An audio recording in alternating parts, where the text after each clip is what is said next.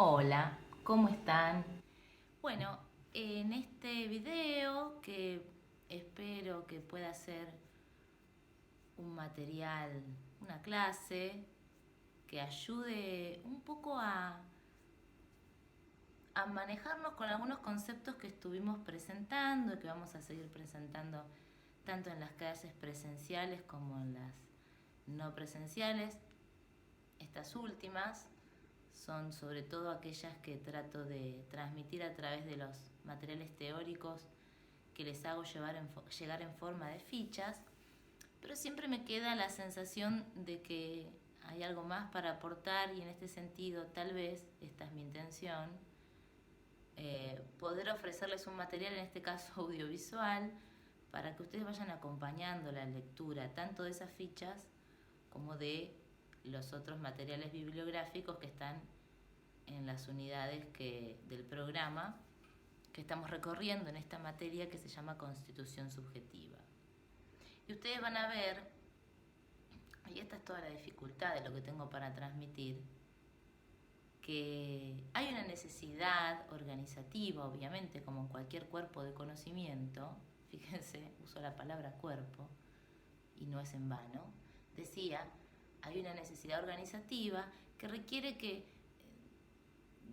diferenciemos y organicemos el material de transmisión en unidades.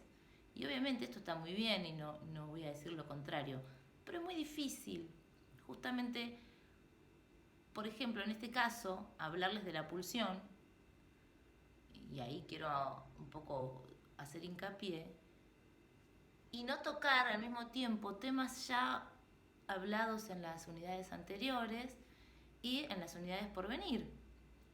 Pero sí voy a tratar de hacer pie en el concepto de pulsión, porque es un concepto muy complejo, que tiene mucho para aportar en la medida en que lo podamos internalizar, porque nos va a permitir pensar en esto que otras veces les he comentado, atañe al registro de lo imposible, al registro de lo real en psicoanálisis, y que además es la novedad del psicoanálisis. No quiero irme mucho de tema con esto. Pero ¿por qué digo es la novedad? Porque junto con el entendimiento de lo real, vamos a entender que todo esfuerzo humano, ya sea de conocimiento o, o de vínculo, o cualquier empresa que emprendamos, se va a encontrar siempre con un límite que tiene que ver con lo que el concepto de pulsión nos puede aportar. Eh, Vamos despacio. Nosotros estamos ahora en la unidad número 3. La unidad que tiene que ver con incluir en el entendimiento de la constitución subjetiva el término de pulsión. Veníamos de la unidad 1 y la unidad 2, donde intentamos ir armando juntos esta lógica según la cual el psicoanálisis entiende la subjetividad y que es una subjetividad donde la estructura subjetiva implica necesariamente lo que se llama en psicoanálisis el campo del otro y que nosotros aprendimos a distinguirlo con mayúsculas, el otro con mayúscula. ¿Por qué? Porque se trata no de una persona, aunque muchas veces estamos en situación de ocupar ese lugar, pero quiero que entiendan, y en esto he sido bastante insistente, que eso que llamamos el campo del otro tiene que ver con la estructura subjetiva. Digámoslo así, así como si tenemos que entender la estructura, por ejemplo, de el sistema respiratorio, incluimos la dimensión de, digamos, las vías aéreas externas, incluimos todo lo que es pulmón, sistema circulatorio, y tenemos que incluir en esa estructura un montón de órganos. Cuando hablamos de estructura o constitución subjetiva, el otro, con mayúsculas, es parte de eso que llamamos subjetividad. No es un elemento a anexar, es parte. Tanto en los momentos donde esa constitución está adviniendo como tal, en el sentido que se está construyendo una subjetividad en la temprana infancia, así como cuando hablamos a través del tiempo de cualquier devenir subjetivo, se trate de personas adultas, por ejemplo, siempre hay en la subjetividad lo que representa el campo del otro. Esto es fundamental para entender por qué, a su vez, lo que es dentro del dominio del lenguaje, lo que llamamos lenguaje, es tan importante para el psicoanálisis. Porque, y en esto también he sido muy insistente, el ser humano, al que el psicoanálisis llama hablante ser o ser hablante, es un ser de lenguaje. Es un ser que sobrelleva, digamos así, las vicisitudes de su existencia en función o de acuerdo con el hecho de estar atravesado por el lenguaje y determinado por el lenguaje. Y en esta determinación lingüística, también les había dicho que muy tempranamente Lacan dice que el inconsciente está estructurado como un lenguaje. Decía, en esta determinación lingüística, la pulsión también tiene que ver con ello, con esto de que la estructuración psíquica tiene, de alguna manera, una estructuración al modo de un lenguaje. Ya vamos a ir yendo por ahí. Este otro con mayúsculas que muy tempranamente les trato de enseñar a distinguir como una parte operativa de la estructura psíquica, tiene entonces una función fundamental en la constitución subjetiva, que es nada más, pero nada menos, que de humanizar al ser viviente. Es hacer de un cachorro humano. Y esa humanización es por la vía del lenguaje. Ahora bien, el lenguaje, vamos a ver, está tan en todos lados que incluso tiene que ver con lo que pasa en el cuerpo, que incluso tiene que ver con eso que llamamos la sexualidad, que tiene que ver no solamente con lo que habitualmente nos representamos como lenguaje, que tiene que ver con el hecho de hablar y de usar fonemas y significantes, ¿sí? Es decir, palabras. Van a ver que yo uso mucho el término significantes, porque tiene que ver con la dimensión de la palabra, pero es un concepto porque por distintas razones se utiliza en lugar de palabra, pero pueden ser sinónimos. Y vamos a ver que que si bien sí tiene que ver con el hecho de que hablamos, realmente hablamos, yo estoy hablando, hay algo que está hablado en nuestra constitución subjetiva mucho más allá de lo que nosotros hacemos con la palabra cuando emitimos un discurso. Vamos a ir viendo de a poco, y ahora quiero ir engarzando estos conceptos, que el acto de hablar, o lo que se llama el habla, es una de las manifestaciones, pero no la única, de lo que significa estar como seres humanos o seres hablantes inscriptos en el lenguaje. ¿Sí? Retomo, entonces, ¿qué hace para el psicoanálisis que un humano sea un humano y no otra cosa, ¿sí? Y no un animal? El hecho de estar habitados por el lenguaje y habitar un lenguaje. Un lenguaje que, como he dicho varias veces, preexiste al ser viviente y que por esa razón debe ser introducido en un lenguaje que ya está existiendo antes de que él venga al mundo. Y entonces aquí vemos quién introduce al ser vivo en el lenguaje, el otro. Por eso en psicoanálisis ese otro con mayúsculas muchas veces es sinónimo o es homólogo a decir el campo del lenguaje, o como llamó Lacan, el inconsciente como el discurso del otro, ese discurso que ya estaba antes de que yo naciera y en el que me incorporo por la inscripción que hace de mi persona con mi cuerpo un otro en ese lenguaje.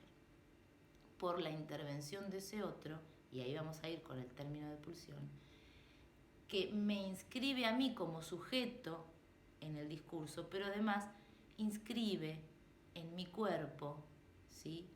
Va marcando mi cuerpo con significantes que van determinando lo que ahora en un sentido muy amplio voy a decir pulsiones, van determinando pulsiones, y tenemos que ver de qué manera esas pulsiones permiten al ser viviente llevar adelante su humanidad, vivir ese cuerpo, que es un cuerpo sexual, es un cuerpo que goza, pero que aparte es un cuerpo que tiene una inserción cultural, es un cuerpo que tiene una inserción laboral, es un cuerpo que tiene intereses afectivos, es un cuerpo en el mundo, ¿sí?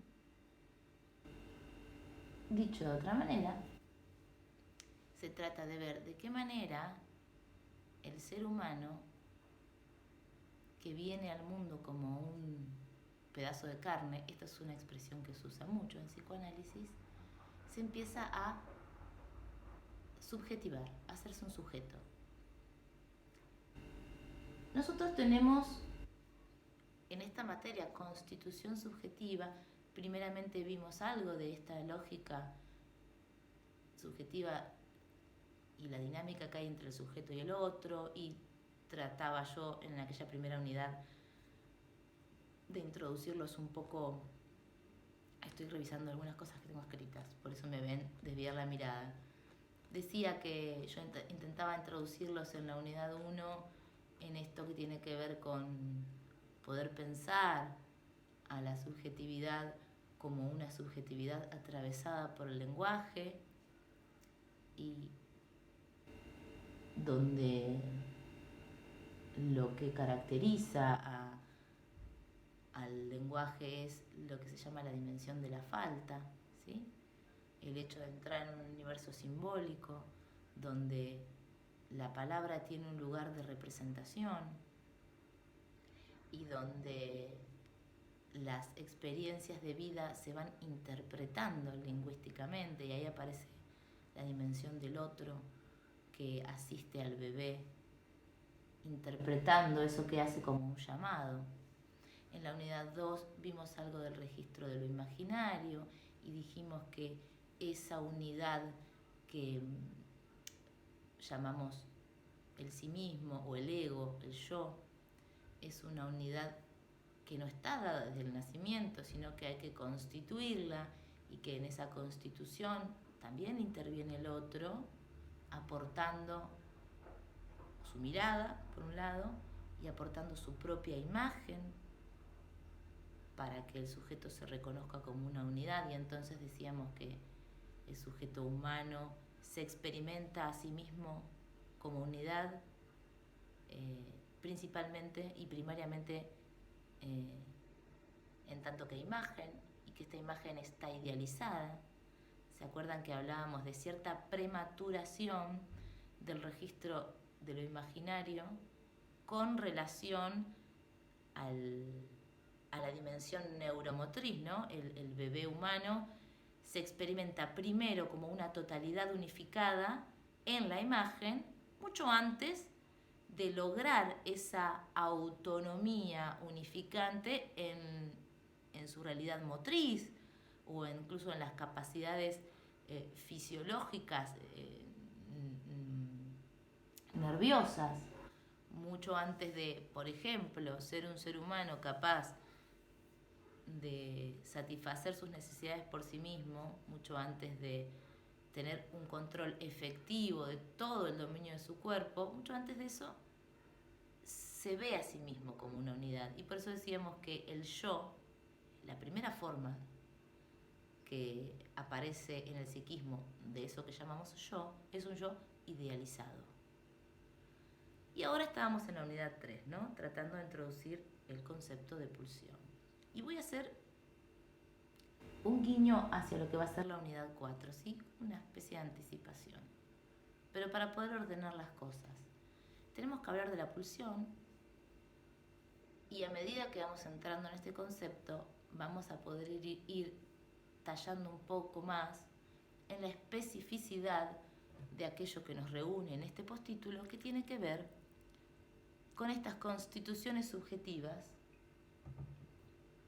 que han ingresado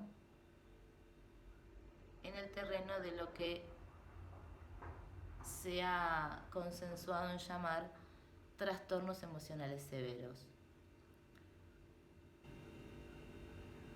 Y que en el ámbito de la salud mental suelen ser aquellas personas que ingresaron dentro de este espectro diagnóstico que se llama espectro autista. ¿Sí? Fíjense, ¿no? Ya no es una idea original mía, ¿no? Pero ya Jerusalinsky, uno de los autores que les invité a leer, habla de espectro y juega un poco con la palabra espectro, fantasma, ¿no? Como lo monstruoso que puede haber ahí, o lo terrorífico. En psicoanálisis hacemos mucho esto de jugar con las palabras, ¿no? Para ver hasta dónde nos llevan. Porque somos humanos. Y si hay algo que el ser humano, diría Freud, no puede hacer, es renunciar a algo que le deparó placer. Y los adultos dejamos de jugar, piensan algunos, pensaba Freud, pero en verdad seguimos jugando. Los psicoanalistas jugamos con las palabras, sobre todo los que nos dedicamos a trabajar con adultos, ¿no? Tratamos de promover algo del juego por ahí. Bueno, hecho este paréntesis, decía, entonces nosotros vamos a ir hacia el entendimiento de lo que es esto que se denomina autismo, tallando un poquito más en la especificidad de lo que la pulsión nos puede aportar en ese entendimiento. Porque la pulsión es un concepto fundamental dentro del psicoanálisis, pero no es el primero que les presento porque es muy complejo. Y sin embargo van a ver que lo que acontezca en una subjetividad respecto de este campo pulsional va a ser fundamental para todo lo demás, ¿sí? Para todo lo que se pueda o no se pueda esperar en función de logros educativos o terapéuticos de una determinada persona.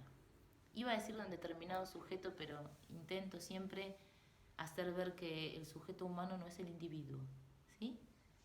Así como el otro con mayúsculas no es nadie, aunque muchos o cualquiera de nosotros estamos en condiciones de encarnar, el sujeto no es el individuo, ¿sí? La subjetividad justamente está en esta dinámica entre el sujeto y el otro, ¿sí? Tenemos que hablar de la pulsión y se me ocurre presentárselas un poco tal y como se las presenté en el teórico número 3, pero quisiera avanzar un poquito porque quiero que quede claro qué es lo que a mí me interesa que puedan rescatar de este concepto.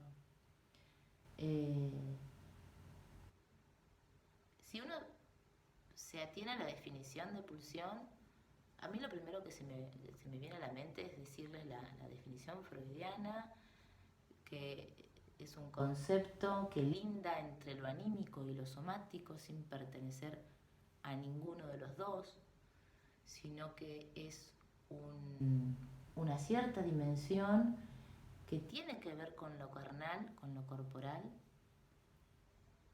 pero que no se reduce al ámbito de lo biológico, por supuesto, ni tampoco de lo corporal, y que tiene que ver con lo anímico o lo psíquico en la medida en que es una representación simbólica de lo que acontece en el cuerpo. Podríamos decir que la pulsión es, como dije, una representación simbólica de lo que es la sexualidad corporal, al mismo tiempo que es una marca en lo corporal de lo que el lenguaje ha marcado sexualmente. Y aquí también el otro con mayúsculas es fundamental, porque estas marcas en el cuerpo que van determinando pulsiones o que van a ir determinando pulsiones, las hace el otro. Es ese otro del llamado, ese otro de los primeros cuidados, ese otro primordial, el que al ir acudiendo a ese sujeto en su llamado, habiendo interpretado el llamado al ir saciando estas necesidades, podríamos llamarles, que el cachorro humano tiene, va marcando el cuerpo. Pero uno podría preguntarse ¿con qué? Ya hemos visto que las marcas son siempre dentro del terreno de los significantes, ¿sí? Una marca no es en sí misma un significante, pero es condición de un significante. Para que sea significante, tiene que haber un humano señalando que esa marca se puede interpretar, ¿sí? Hago esta aclaración.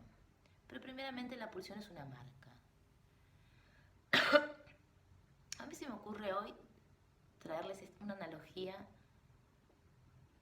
con los mapas. Piensen en un mapa físico, ¿no? ¿Se acuerdan en la escuela? Bueno, ustedes son docentes. El mapa físico es aquel que solamente expone en la cartografía los relieves, las llanuras, los ríos, ¿sí? Los accidentes, como se suele llamar, geográficos, la geografía de un territorio. Para que advenga un mapa político, para decir, por ejemplo, que la Aconcagua pertenece a la provincia de Mendoza, hay que marcar ese mapa, ¿sí? Para decir que el río Negro pertenece a las provincias de Neuquén y Río Negro y funciona como límite de lo que se llama la región de Patagonia, es porque ha ingresado sobre ese territorio una delimitación significante que dice hasta aquí es la Patagonia y hacia el norte es, por ejemplo, la provincia de La Pampa, o sí, la región geográfica de La Pampa. Y uno puede decir, bueno, ¿qué tiene que ver esto con el marcado de la pulsión? Tiene que ver en la medida en que la pulsión es, mejor dicho, las marcas en el cuerpo que van a dar lugar a lo que llamamos pulsiones, son a su vez marcas que recortan y permiten, no son ellas mismas las que organizan, sino que permiten una organización somática. La intervención de la marca significante en eso que llamamos cuerpo es lo que va a dar lugar al cuerpo sexual. No es la anatomía, ¿sí? No es la anatomía científica la que dice, bueno, esto es estómago, esto es boca, esto es cavidad nasal, esto es superficie cutánea. No es eso lo que hace un cuerpo. Lo que hace un cuerpo en el sentido de poder experimentarse a sí mismo como teniendo un cuerpo es lo que de la pulsión se haya podido organizar. Repito, no es la pulsión la que organiza, pero sí es la pulsión como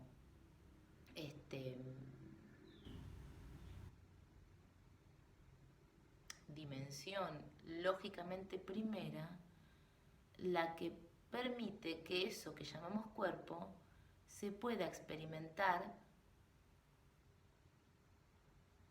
como una sustancia de placer y ese placer a su vez se pueda organizar en relación a un deseo o a lo que es dentro del registro del deseo. Voy despacio porque no quiero decir una cosa por otra, pero esto sería así. ¿Y cómo entonces funciona esta marca? Y acá decía que voy a organizar un poquito, me estoy dando la mano con la unidad 4, porque de lo que nosotros nos vamos a tomar muy fuertemente es de lo que estas pulsiones o este entendimiento del concepto de pulsión nos ayude para entender esto que llamamos la constitución que podría estar armándose dentro del autismo.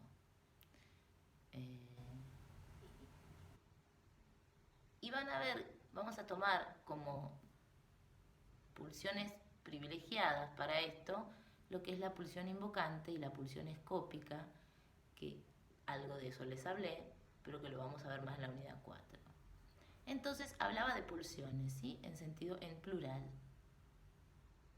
de pulsiones sexuales. Ustedes habrán leído en su formación o después que existen dentro del psicoanálisis 4 pulsiones parciales fundamentales en el armado de un cuerpo sexual, que son la pulsión oral, la pulsión anal o sádico-anal, la pulsión escópica relativa a la mirada y la pulsión invocante relativa al uso de la voz.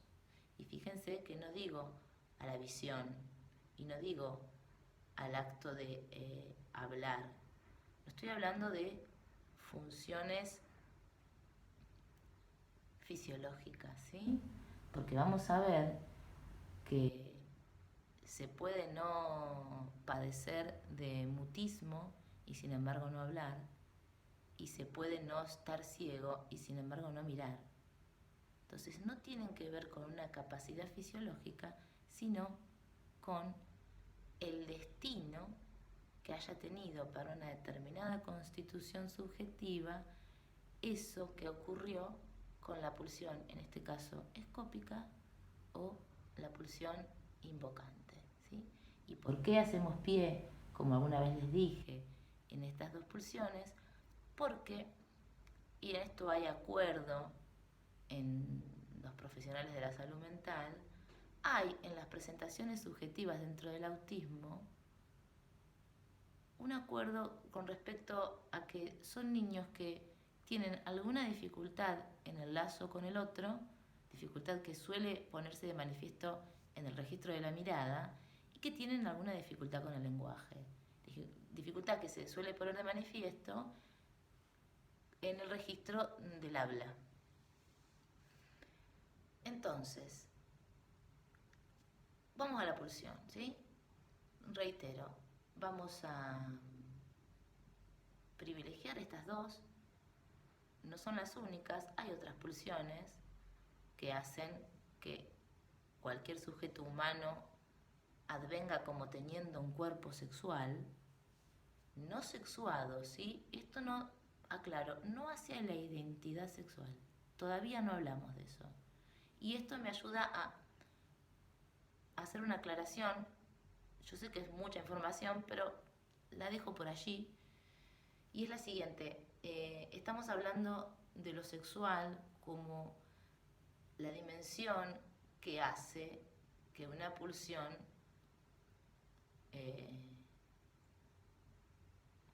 haga un recorrido cuya objeta es la consecución de un placer, ¿sí? Todo lo que es placer en el psicoanálisis está vinculado con lo sexual. Entonces, desde ya que no tiene que ver con lo genital, no lo aclaro porque creo que esto ya es bastante vox populi, pero lo señalo ahora de paso, no tiene que ver con lo genital desde ya, porque las zonas erógenas nos enseñan a que cualquier parte del cuerpo puede ser una zona erógena, pero tampoco tiene que ver con la identidad sexual, ¿sí? Y con la sexualidad entendida como una relación con un otro. Esto lo dejamos de lado por un rato, ¿sí? ¿Por qué? Porque eso más que nada tiene que ver con esto que decía, la identidad sexual o la sexualidad como, como actividad dentro del campo del amor. Esto tiene más que ver con lo que se suele llamar la segunda vuelta de la sexualidad, y hay que esperar por ahí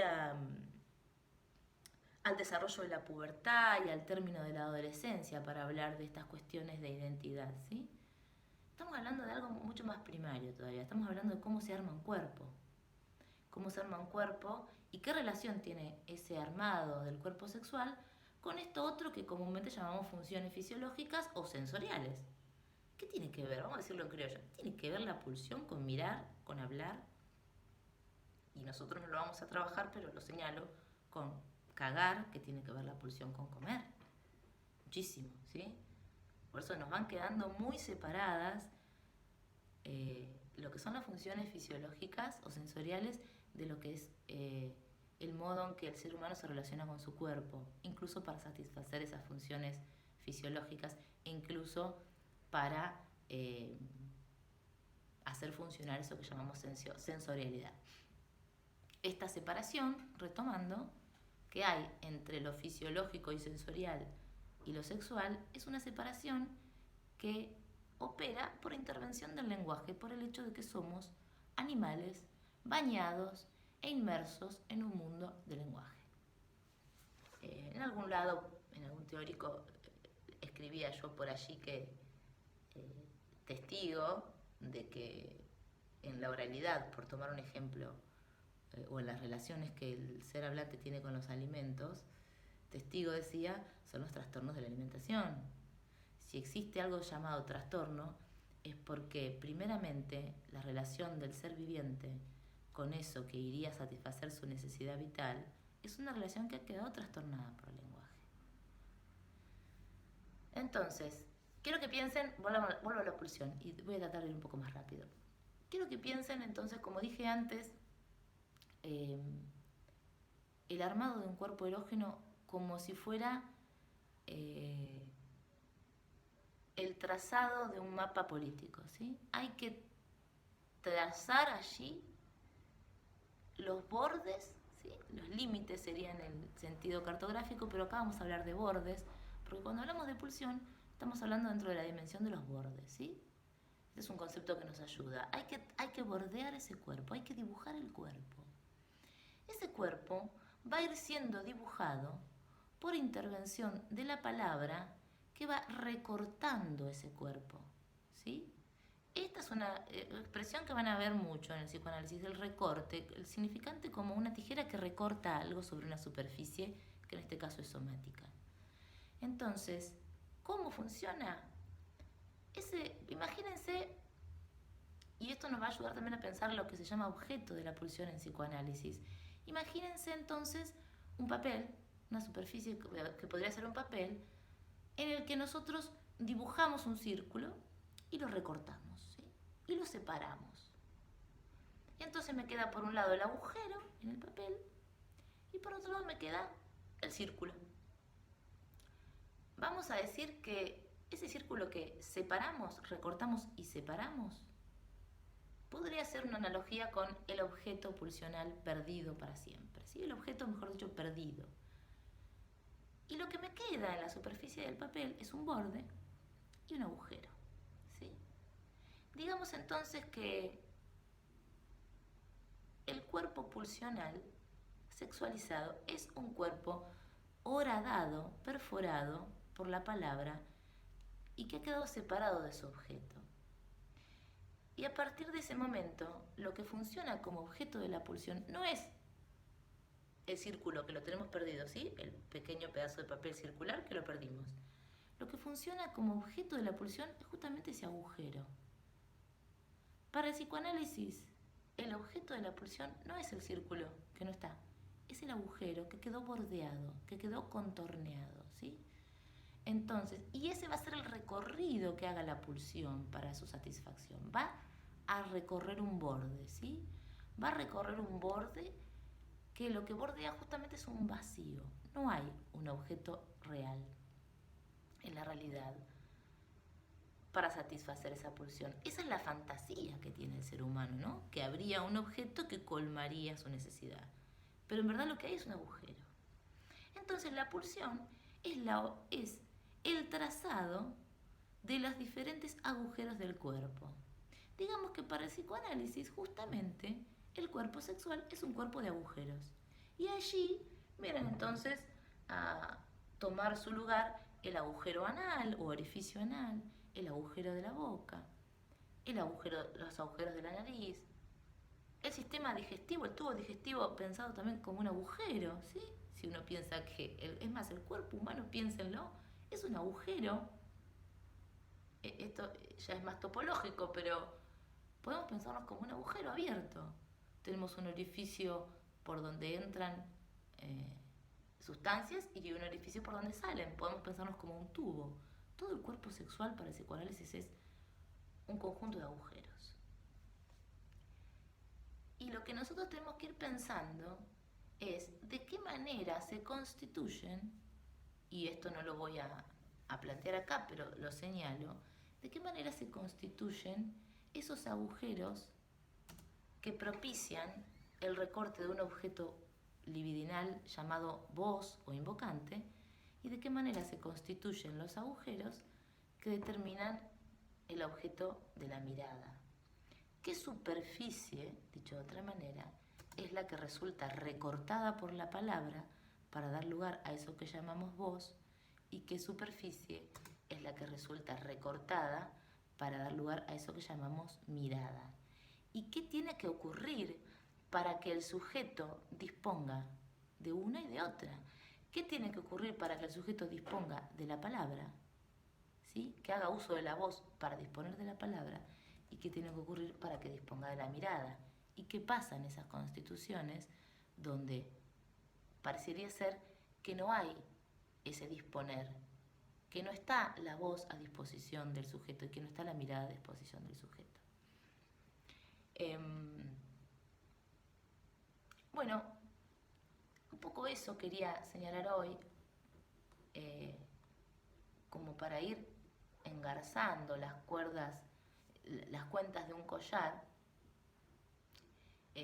Por supuesto, esto no podría ser de ninguna manera una clase porque no están ustedes allí para decirme qué se entendió y qué no se entendió. Y la verdad son tantas las cosas que tengo para transmitir que es muy difícil estandarizar una transmisión y decir, bueno, ahora les voy a enseñar esto, después les voy a enseñar lo otro, sin tocar todo el tiempo materiales o conceptos de otras unidades. Estoy revisando acá el teórico de la unidad 3 para ver si hay alguna cosita más que pudiera decir. No me voy a detener en este momento en la distinción entre pulsión de vida y pulsión de muerte.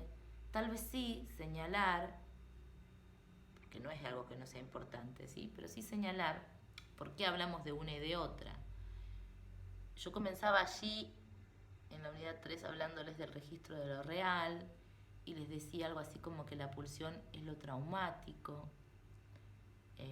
¿Y qué tiene que ver esto con la pulsión de muerte? Y algunas preguntas que sí ustedes efectivamente hicieron en la clase que sí tuvimos, que tiene que ver esto con las manifestaciones o los desbordes que muchas veces vemos en nuestros alumnos, ¿sí? Es interesante, igual, los vuelvo a invitar a pensar en el juego de palabras, ¿no? ¿Qué pasará en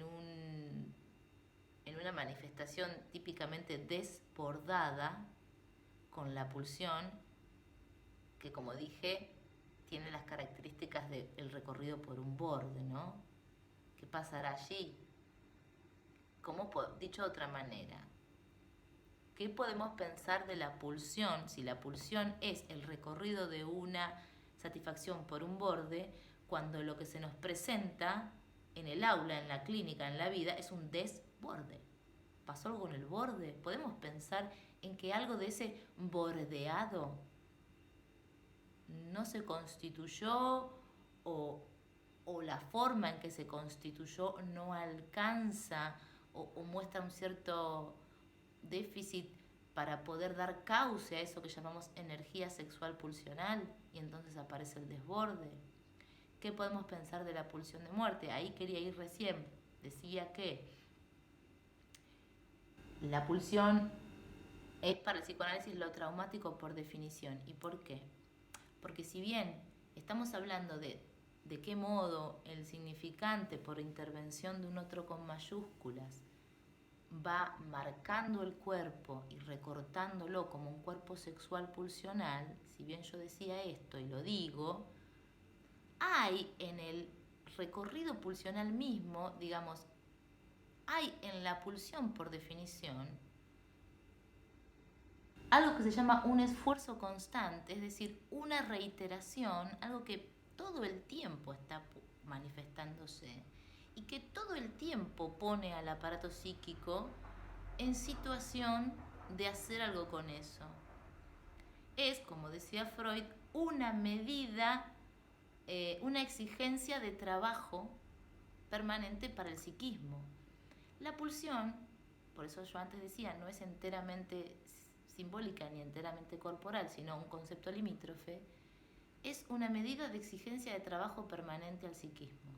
Y el psiquismo lo mejor que puede hacer con eso es tratar de acotarla, de recortarla simbólicamente, pero no alcanza con eso, ni lo logra nunca de forma total y efectiva, ¿sí? La pulsión siempre va a estar pidiendo satisfacción. Digamos que el registro de lo pulsional es el registro de lo que siempre representa para el psiquismo un intento de elaboración. Y hay algo de la pulsión que queda efectivamente inscripta, ¿sí?, como pulsión sexual, y hay algo de la pulsión que no logra inscribirse nunca.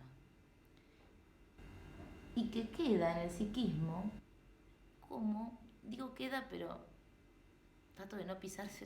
A veces siento que estoy hablando como si fuera a pisar un campo minado. Voy a decir las cosas de una manera y parece que va a estallar una bomba porque puedo caer en un error conceptual. Por eso esta forma de transmisión a veces toma este palabrerío en el que parece que voy como pensando lo que voy a decir y no fluye tanto. Pero porque quiero que entiendan algo. La pulsión, incluso la que está inscripta y que llamamos por eso mismo pulsión sexual, porque está ligada a un significante, es decir, pulsión ligada, esa pulsión siempre representa una exigencia de trabajo para el psiquismo. Pero hay otra pulsión, hay otra parte de la pulsión, un quantum, digamos, una cantidad que no se puede medir, pero que tenemos que entender que es aquella que no pudo inscribirse y que queda libre de descarga, siempre está ahí intentando satisfacerse, pero es una satisfacción que no asume un recorrido por un borde como lo hace la pulsión sexual, sino que queda libre, y a eso lo llamamos pulsión de muerte. ¿En qué medida la pulsión sexual participa de esto que se llama pulsión de muerte o de este comportamiento pulsional? Bueno, ahí está Freud diciéndonos en Esquema del Psicoanálisis, que es un texto que ustedes tienen, ahí está diciéndonos que siempre la pulsión sexual está mezclada de alguna manera con la pulsión de muerte. Y aquí está Lacan diciéndonos que en definitiva de lo que se trata es del goce. Ese es el concepto que él propone. Sin diferenciar entre pulsión de vida y pulsión de muerte, sino diciendo que el comportamiento pulsional tiene ambas características.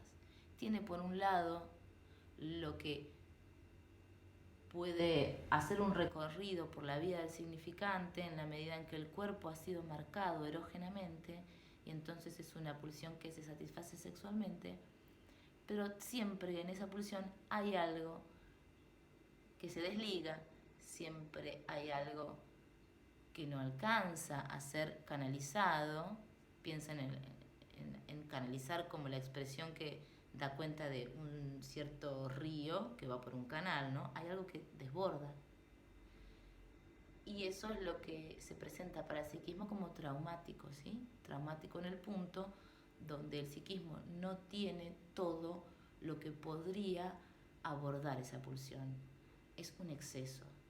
Lo traumático para el psicoanálisis es justamente eso. No tiene que ver con un acontecimiento necesariamente ocurrido en la historia de alguien, sino que lo traumático es la experiencia del exceso de lo que no se puede elaborar.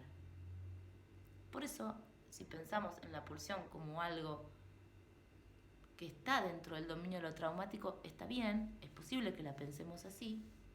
Y si pensamos en las subjetividades, que tenemos que, hacia allá vamos, ¿sí? Pero para presentarlo, si pensamos en las subjetividades donde algo del trazado de un cuerpo pulsional se constituyó de otra forma,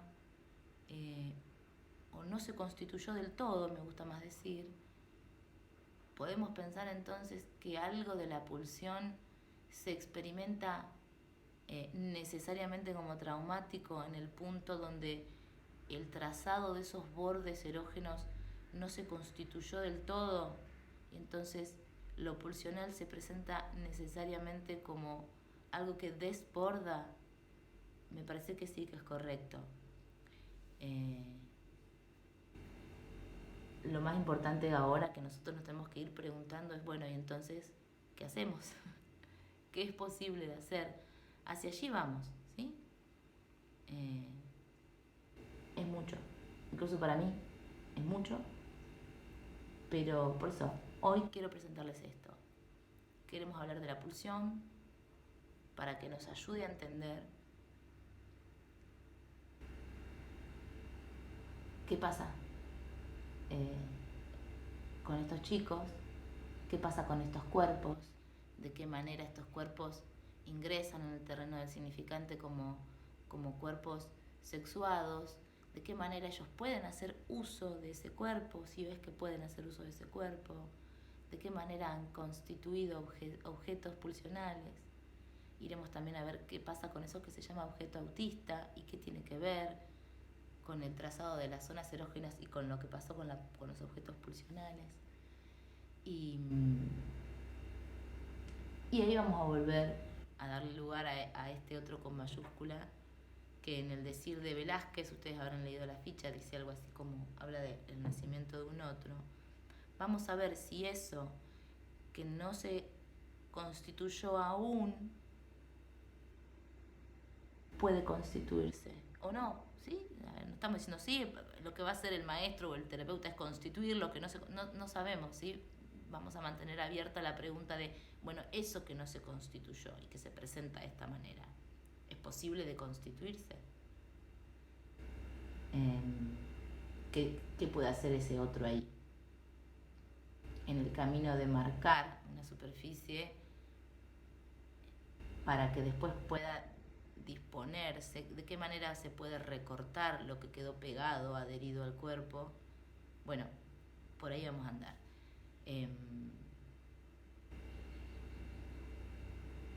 Es todo por hoy. Yo estoy agotada, así que me imagino que debe ser agotador escuchar, pero bueno, vamos despacio.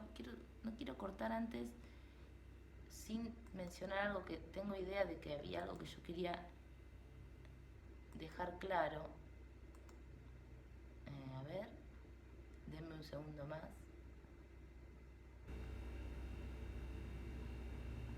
Bueno, no, sería como anticipar mucho y me gustaría que lo que aquí no se dijo se diga en las clases para ir abordando de a poquito cada cosa, y también lo tienen en el material de lectura, ¿sí? Bueno, es todo.